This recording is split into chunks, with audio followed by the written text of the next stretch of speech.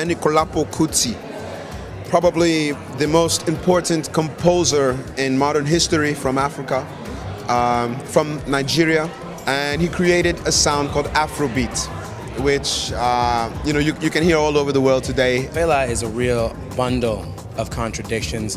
He is a Nigerian performer whose parents were heavily involved in government. His mother was the leader of the women's movement. She was the first African woman to visit China. She was a real freedom fighter. She's the mother of Nigeria, essentially, and the freedom of Nigeria. He told his parents he was going to study medicine, but ended up studying music. He's like the Bob Marley of Africa. He was incredibly political, and he discovered in the 60s that, music is the weapon.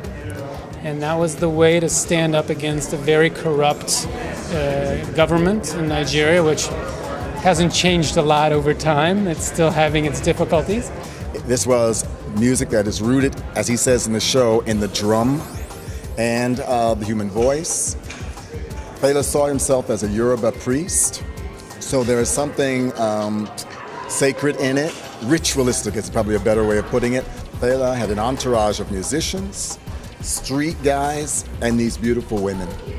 And they were like, he thought the gods came through the women. That's what he thought. So there was already in his biography, there's a big place reserved for dance and music. I mean, the challenge of the piece is to capture the joy of the music and also the politics. And there is, this is not just nothing but a song and dance piece. It's about a man who was dedicated to the idea of changing society. And we're hoping people come out with a real energy to, make some differences. The caliber of talent in this cast is ridiculous. We have singers from Guinea and people from Jamaica. We have people from all over the world that are here doing this show. The musicians, the caliber of the director, Bill T. Jones, is just ridiculous. I can't even imagine doing anything better. It's not your typical modern dance, ballet, or even your typical African dance. It's really a mixture of things, which I think is very appropriate because we live in a culture that is mixed culture. And so we're meeting the African dance with the modern dance.